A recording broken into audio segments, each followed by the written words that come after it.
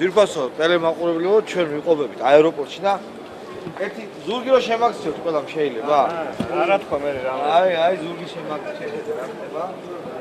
და გამოიცანით რომელი ფეხბურთელი ჩამოდის. ახლა თქვენ ხედავთ ქართული ოცნების მაისურებიან ხალხს, რომელიც ასეთ საპატიო დერეფანს უკეთებს კაში კალაძის. მაგე ჩამოვიდა.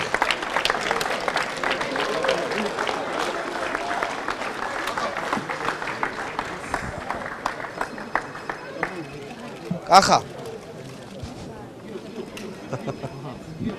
ამოჯერა. როგორ ახლა? ჩამოხვედი ესე იგი. ნასავსა. საერთოდ. არაფერი, ვაპირებ იმას, რასაც ჯანმრთელი ხალხი.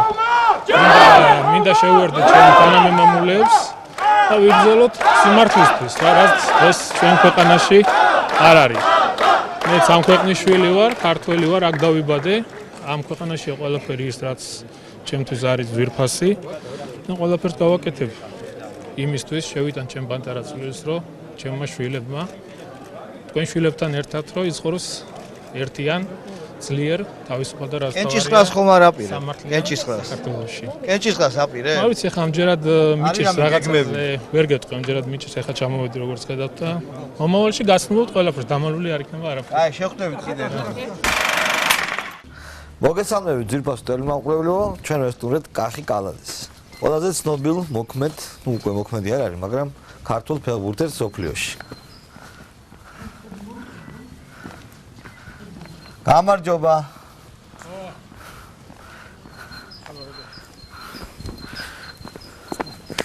ეგრევე ვიღებ, რა ხდება, შენ ძაღლებია? ერთობი. ის პატარა ნახე. რა ჯიშია? პატარა მაგარი გულზეა. როგორ უნდა მოგმართო? ფეხბურთელი, კახი კალაძე თუ პოლიტიკოსი კახი კალაძე?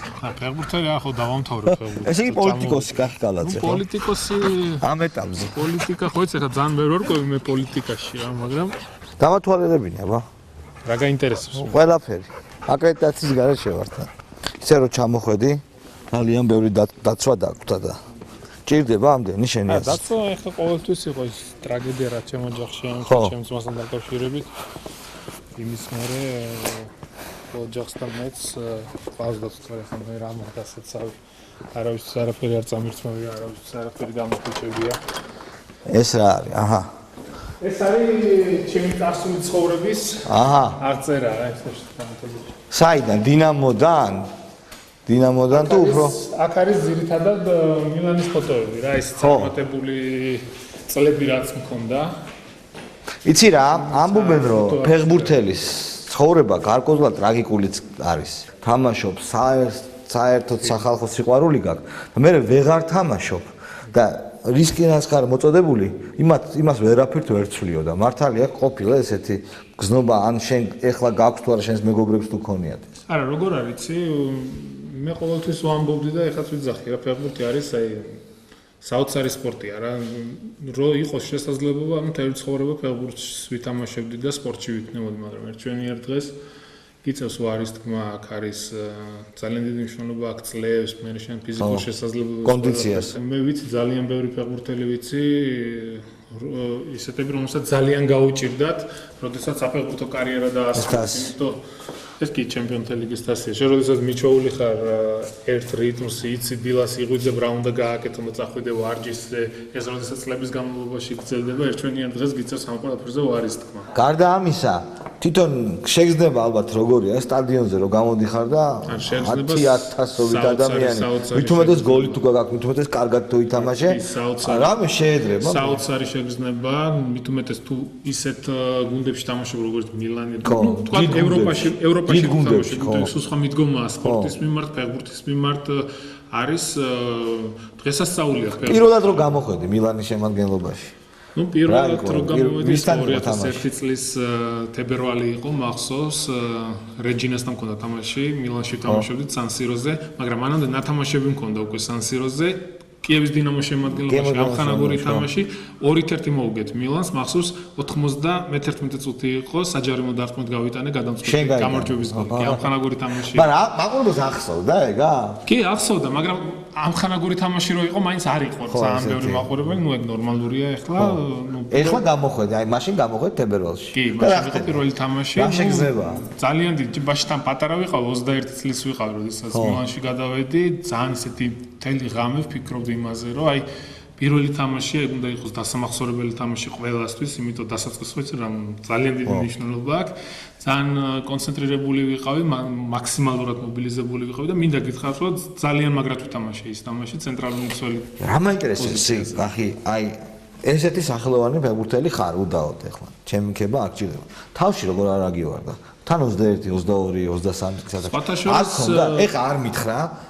აი ჩესნაკ ლაპარაკობ და არ მითხრა რომ არ ქონდა ეს სტუნება და მე ვარ და ჩემი ნაბადიო ეგეთ შეგრძნებები აქ ქონდა. აი ჩემი დიდი, აი ყველაზე დიდი პლუსი რაც შეიძლება რომ ვთქვა, ალბათ არის ეგ რომ მე არასდროს არ მქონია ის რომ აი რაღაც თავში ავარდნის რაღაც მომენტები მქონოდა რა.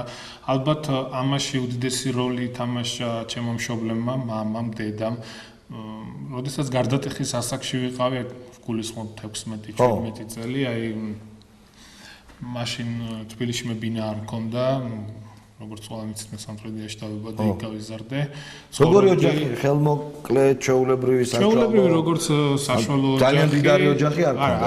არა. მამა ვინ არის პროფესიით, ვინ იყო? მამა პროფესიით ფეხბურთს თამაშობდა ისე წლების განმავლობაში. ეს იყო შობის წინადრეები იყო, არა ეგ უბრალოდ დეკორაციულად არის გაკეთებული, შობის წინადრეს მილანის გუნდი საერთოდ ძალიან დიდ ვახშამს აკეთებს ყოველთვის და ვახშმის წინარი გადაღებული. ეგ როგორ მოხდა არმანის სახეს? არა, შალო ამასთან დაკავშირებით როგორ არის, იცი, ძალიან ხო საქართველოს ჭორების ქვეყანაა, ძალიან ბევრი ჭორი არის ჩემს ირგვლივ. იყო იმაზე საუბარი, რომ თითქოს კალაძე არმანის სახით ახლა იყო საუბარი, წერდნენ და განიხილავდნენ. შემიძლია ხა მაღაზე რეკლამებში, ფოტორეკლამებში ხარ გადაღებული. ყველაფერს აგიხსნი, არ შემიძლია ხა ვიტრაბახო იმით, რომ რაც არ ყოფილა რა, არა ვარ ეს ადამიანი. არმანის სახე ნამდვილად არ ყოფილა. იყო ერთი მომენტი, როდესაც არმანიმ გადაწყვეტა წიგნი გამოეშვა. იცნობ შენ არმანის? კი, როგორ არა. იცნობ, ნორმალური ურთიერთობა მაქვს. და მან შემოთავაზება გააკეთა? ხო, იყო ესეთი, რომ გააკეთეს წიგნი, რომლის გაყიდვის შემდეგ ის თანხამ იქნება მოხმარდებოდა საქველმოქმედო საქმიანობას.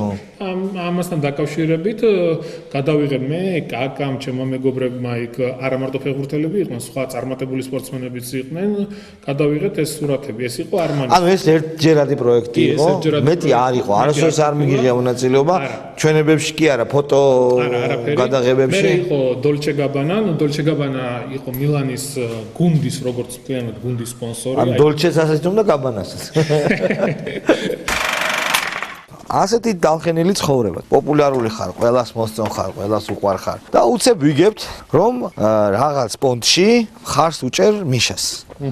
ეგ რა გინდოდა, შენ რაში გჭირდებოდა? ჩვენ ყველას კარგად ვახსოვთ, როგორი სიტუაცია იყო, მე გულისხმობ შევარდნაძის ბოლო ცუდი სიტუაცია. თუ რა ხდებოდა, ხა არ დავაკონკრეტებ ადამიანების გატაცებები, ყაჩაღობები, ათასი უბედურებები. მაპატიერო გაწყვეტინებ, მიშასთან სიახლოვემ შენი ოჯახის ტრაგედია მხوار განაპირობა, რომ აი მაშინ სამართალი ვერ ნახე და რაღაცნაირად ამიტომაც ხომ არ დაუჭირე მხარე ძალას, რომელიც ბევრ რამეს შეცვლა. გამომდინარე, მე სიმართლე გითხრა, ჩემი ოჯახის ტრაგედიის მოხვევა არასდროს არ მინდოდა, რომ ეს მე მივხვდი რა გკითხე შენ, აი რაღაცნაირად ხო? არა, კი მივხვდი, მაგრამ აი არ მინდოდა, რომ ეს რაღაც აი ხოთი სხვა მე ერთ შემთხვევას გეტყვი, როდესაც ჩემი ძმის გატაცება მოხდა.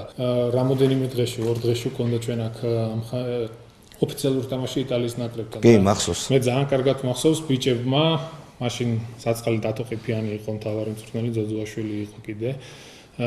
ბიჭებმა ფეხბურთელებმაც არველაძემ, დემეტრაძემ, იქ კობი, მიაშკამ, ყველამ თქვეს ესეთი რაღაცა, რომ მოდი რა არ გავიდეთ თამაშზე რა და ეს იქნება ჩვენი პროტესტი რა. მაგრამ ერთის მხრივ კი შეიძლება ეს ყოფილიყო პროტესტი. ნამდვილად მართლა ძალიან დიდი პროტესტი იქნებოდა. და მართებული სხვა. მართლაც გაიგო ეს მსოფლიომ ყველა ძალიან ბევრი ადამიანი საუბრობდა ამ ტრაგედიაზე. მაგრამ ჩემი თხოვნა იყო რომ არ მოხდარიყოს, იმიტომ ის კვალიფიკაციას მიცემდნენ ფედერაციასაც, ნაკრებსაც, აეგზალებოდათ აქ თამაში, ნუ სანქციებს დაუწესებდნენ და ჩემი თხოვნა რო იყო რომ ეს არ გაკეთებულიყო, არ მოხდარიყო რა, ამასთან დაკავშირებით მეც გავაკეთე განცხადება. ვიცი. და აი მიშასთან შენ უბრალოდ დაინახე ამ კაცის უბრალოდ რა უნდა მოხდარიყო ქვეყანაში შეცვლა რეჟიმის, ეს უნდა შეცვლილიყო სწორი კუთხით და მე ვფიქრობ როგორც რა დაინახე ყველაზე კარგი, ყველაზე მნიშვნელოვანი ხო? როგორც 90%-მა მაშინ ხმარიცა მიშას და მეც ვიყავ იმ ადამიანთან ერთაგანი, რომელსაც უნდა შეცვლა უკეთესობისაკენ მოხდარიყო ქვეყანაში ის რეფორმები, რაც აუცილებლად უნდა გაკეთებულიყო და მინდა გითხრა რომ თავიდან მართლაც ნორმალურად დაიწყო ეს რეფორმა. შენ ხარს უჭერდი რომელ წლამდე? ნუ არ ვიცი ხე მე რა რაღაცამ შეგცვალა შენ. არა, ყოველთვის აი ცდილობდი რომ აი დამენახა ის რაც კარგი კეთდებოდა, დამენახა ის რაც ცუდი კეთდებოდა, არ მიდიოდა ის მიმართულებები და არ იყო ის სწორი მიმართულებები. შენ ფერარი დაამტვრიე, ხო? ფერარი მე არ დამიმტრალე, მეგობარმა დაამტვრია. ემაში პატარები ვიყავით. ხია ხო რაღაც? კი. ხო გაგიტყვე ხა ჩვენ შევდარჩეს. არა, მეწყინა ხა მაგრამ პირველი რაც თავარი იყო რომ არავინ არ დაზიანდა. ყველაფერი მშვიდობით დამყარა. ფერა, ეხლა რა ყავს? იყო, ხო იცი, ჩემი ოცნება იყო რომ აი წითელი ფერარი რა, ხო იცი, რომ არაფერი არ ხო. იმის შესაძლებელია და ეს რამდენი მიეც? თუ არ ვსდები სადღაც 60,000-მა, მაშინ ისეთი თანხა დიდი ფული იყო, ხო? კიევის დინამოში ვთამაშობ ამ შევიდა. 60,000 დოლარი თუ ევრო? კი, მაშინ მარკები იყო. ხო და ბაგარი ფერარი იყიდე გაგისწორდა, ხო? და ერთ საღამოს მეუბნება მათხოვე რა გავისეირნება. მე რა ვინა? პრობლემა ხომ? შენ ჩემი მეგობარი უკრაინაში. რასია საუბარი მეთქი და წავიდოთ. გავიდე 1 საათი, 2 საათი არ ჩანს, ხო? მეთქი რაღაცა მოხდა უიჭი. და მე რეკავს ესეო დავიმტვერიო რა. ეხლა რა ყავს? ეხლა სიმართლე გითხრა, ხო იცი მაინც ოჯახი შევქმნი, ბავშვები რაღაც მანქანების ამბავი არა მაგ ძალიან გადაგივიდა, ხო? აი ეს არის ნარდი, რომელიც მაჩუკეს სად გააკეთეს? ციხეში გაუკეთებიათ. აქ? არა.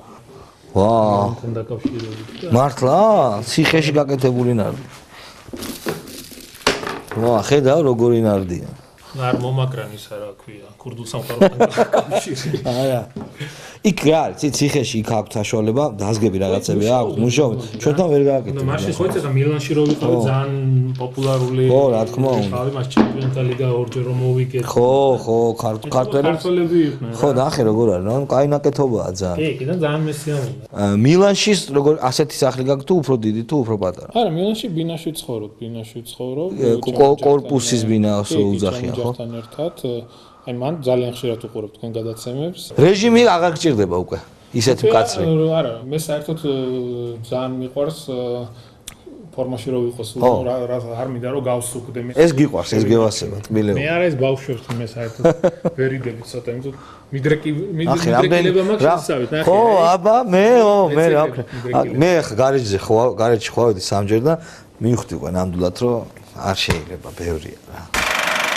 ცნობილი, ესე იგი, მიშას ხარდამჭერთა სატელევიზიო ამბავია, უყურებთ ყველა, მე ციხეში ვარ უყურებ და ხო და ამ დროს ნუ აი რა გრიგოლია ეკითხება ხალხს რომ აბა რა ნაკლი აქო რას გააკრიტიკებთ და ყველა გაჩვენა და შენ თქვი გირგვლიანზე. და მახსოვს მიშას სახე შეეცვალა. მას მერე მოხდა რამე გარდატეხა ურთიერთობებში თუ როგორ? ნუ ალბათ მოხდა, ალბათ იგრძენი შენ? მე ვგრძნობ იმას, ეხლა დღევანდელი სიტუაციიდან გამომდინარეს და ამ გამომწვევს თუ გავივლით, ფაქტიურად იმ წლიდან, იმ დღიდან შემიძლია ვთქვა, რომ დაიწყო აი რაღაც შავი პიარის აგორება, როგორც ასეთი რაღაცების დაწერა, რაღაცების, აი არ ვიცი, ძალიან ბევრი სიბინძურე. თვითონ მაგ შეხვედრას რაც შეეხება, აი როდესაც ბევრ ადამიანს კითხეს, რა თუ რა იყო, რა კეთდებოდა კარგი, რას ხედავდნენ ცუდს, რა, ყველა ისაუბრა მარტო კარგზე რა. მე ასე მგონია და ასე მიმაჩნია შენ, როდესაც ადამიანს ხარს უჭერ, ხო? როდესაც მინდა რომ ის წარმატებული იყოს რა, როდესაც იმ ადამიანის სიკეთე მინდა, კარგი მინდა, მე მიმაჩნია რომ მე თუ არ იმ ადამიანისთვის კეთილად განწყობილი ადამიანი უნდა უთხრა ის ყველაფერი შეიძლება ის ადამიანი ვერ ხედავს იმას რაც ცუდი კეთდება, თუ მე იმის მეგობარი ვარ, მე უნდა უთხრა იმას. იგივე იქნება ეხლა დღევანდელი სიტუაცია შეიძლება ქართულ ბიზნესზეც, ხო? რო ვთქვათ, ხო? კარგი ძმაო, კარგი ფეხბურთელი ხარ. გემოვნებას გაქვს, მაგრამ აი პოლიტიკაში რა გინდა? რატო? მაშინ ჟოსტკად გკითხავ რა. რატო აძლევს საკუთარ თავისუფლებას იმისა, რომ გეგონოს, რომ პოლიტიკაშიც მაგარი იქნება? პირველ რიგში მე ვარ ქართველი. კი. ამ ქვეყნის მოქალაქე. არ არის მნიშვნელოვანი, რომ აი მე რაღაცა მე ხშირად მithქვია და ეხლაც ვამბობ, რამე პოლიტიკაში არანაირი გამოცდილება არ აქვს. ფაქტურად ჩემთვის არის პირველი ნაბიჯები ის, რასაც ვაკეთებ, მაგრამ ყველაზე მნიშვნელოვანი რაც არის ქვეყნის სიყვარული, ხო? ჩვენ ყველას ხო გვინდა, თქვენს ხო გინდათ რომ შეიცვალოს რაღაცა. თქვენ ხო აფიქსირებთ თქვენ აზრს, ხო გამოთქვა. ისე ვარ მე ვაფიქსირებ ჩემ აზრს. მაგრამ არა, პასუხისგებლობას იღებ უფრო მეც ვიდრე ჩვეულებრივი ადამიანი. კი, რა თქმა უნდა, მე ვიღებ პასუხისგებლობას. ხო, საიდან აი შენ თუ იძახი არ ვიციო. შენ რატო არ გეშინია რომ თუნდაც შენი არ წოდნით? შეიძლება რაღაცები კი არ გააკეთო, არამედ გააფუჭო. ჩვენთან რაც შეეხება ქართულ ოცნებას, არიან ძალიან ბევრი ადამიანი, ძალიან ბევრი გამოცდილი ადამიანი, რომელსაც ამ სფეროში აქვს ძალიან გამოცდილება. მე მაგ ჩემი სფერო, ხო? მე მაგ ჩემი შეხედულება, რომ უნდა მოხდეს სპორტის განვითარება, ფეხბურთის განვითარება. საქართველო არის საფეხბურთო ქვეყანა რა. ძალიან ბევრი ადამიანია, ვისაც უყვარს ფეხბურთი, ვისაც უყვარს სპორტი, მაგრამ დღესდღეობით არის ყველაფერი დანგრეული. რის დანგრევა შეიძლება ყველაფერი დაინგრა. გეგმა, სქემა, რომლის მიხედვითაც ამას შეიძლება აი ცოტა ხანში წარგიდგენთ თუ როგორ უყურებთ მე რა ხედვა მაქვს ჩემი ცოტა ხანში დავამთავრებთ თუ როგორ ფიქრობ როგორ უნდა მოხდეს სპორტის განვითარება კარგი შენ წამგიგენია რა მხოლოდ პრობლემების წინაშე შეიძლება დადგე კი არ გაშინებ მე დამიფორს მაგრამ ბრძოლა იქნება როგორ ვიცი და გაუგებელი რა თქმა უნდა მე ყველაფერი გაფიცნობიერებული რომ აქ გამოხდა მე არაფერი მგონია ხა იმათაც არ მინდა რომ ვიღაცას ეგონოს რომ რაღაც ისე თავისუფლად გადაივლის აქ ყველაფერი როგორც რამოდენიმე წლის წინ გაათეთრეს ყველაფერი ეს აღარ იქნება მაგათმაც უნდა იცოდნენ რომ ეს აღარ იქნება აცი რა აქ ოქტომბერში ძალიან ბევრი რამე შეიძლება და ეს აუცილებლად მოხდება ეს უნდა იცოდეს დღევანდელმა ხელისუფლებამ რომ გაყალბებაზე ფიქრი რაღაც მახინაციები რაღაც აი ცუდი რაღაცეები დამთავრდა მაგის დრო უკვე რა დღეს სხვა რეალობაა შენ გზნობ ამას მე ამას გზნობ და აი ძალიან მიხარია რომ ქართული ხალხის განწყობა რა განწყობა არის ძალიან მაგარი რომ ეს უნდა შეიცვალოს ჩვენ ყველამ ვიცით რომ აუცილებლად უნდა შეიცვალოს შეიცვლება მე უბრალოდ იმის თქმა მინდა რომ ყველაფერმა შეიძლება ესე ლამაზად არ ჩაიაროს მე მზათა ვარ ყველაფერი შალო მე იქნება რა უსამართლო ბრალდება გულდაწყვეტა უკარა ძალიან ბევრი ცუდი რაღაცეების მოგონება იქნება არაფრისგან რაღაცებს. მე ამისთვის ზათა ვარ ყველაფრისთვის. მე ძალიან გათვითცნობიერებული მაქვს. სად მოვდიოდი, რისთვის მოვდიოდი, მაგრამ აი ერთი რაც ამ ყველაფრისთვის მომოძრაობს არის სიმართლისთვის ბრძოლა, ჩემი ქვეყნისთვის ბრძოლა. და ამაში მინდა ჩემი პატარა წვლილი შევიტანო ქართულ ხალხთან და ჩვენ ქვეყნის მოსახლეობასთან ერთად.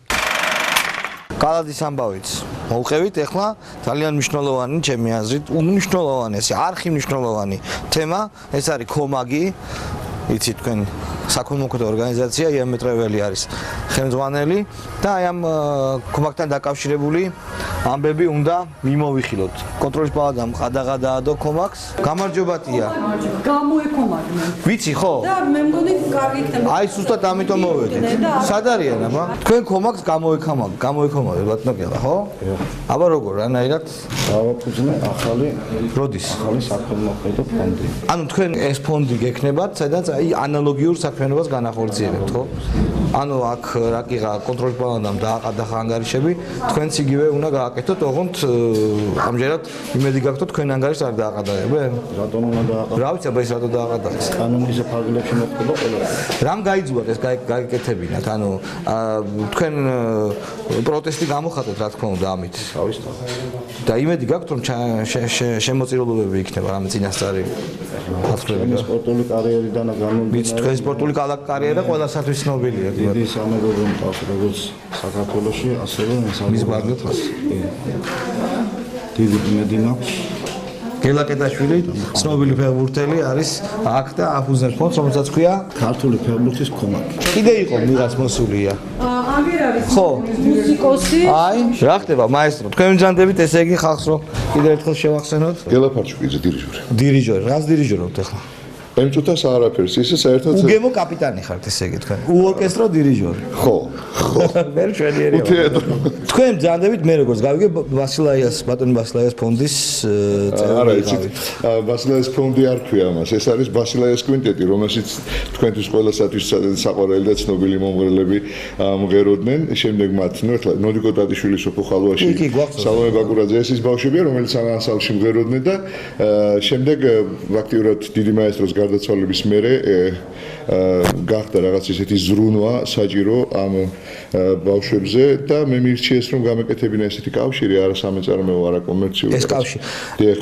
თქვენ როგორც ამ კავშირის თავმჯდომარე, ამ კავშირის ეგიდით ხართ აქ მოსული თუ აი არა ეს არის ეს პიროვნული დამოკიდებულება. პლუს კიდე ის რომ მე მაქვს ორგანიზაცია რომელიც საშუალებას მაძლევს თუ რამეში შეიძლება გამოვდგე კისიკეთის კეთებისთვის. ანუ კომაგი 2 კეტაშვილმა გააკეთა და კომაგი 3 არის აქ, ხო? 3-97 არა, იმიტომ რომ არ გეშინიათ რომ დაგიჭერენ? არა, კისიკეთის კეთებისთვის. ნუ არ ვიცი ნუ გეშის ცემისთვის. ნუ აი ყადაღას რომ დაგადებენ მოგელაძე. არც ერთი თეთრი არ დებულა ჩემ ანგარიზე და მე მოვედი და უთხარი, აგერ ჩემო დაიკო, ჩემო მეგობარო, მე წუხვარ შენი წუხილით და რა შემიძლია? რა შეიძლება რომ გააკეთოს?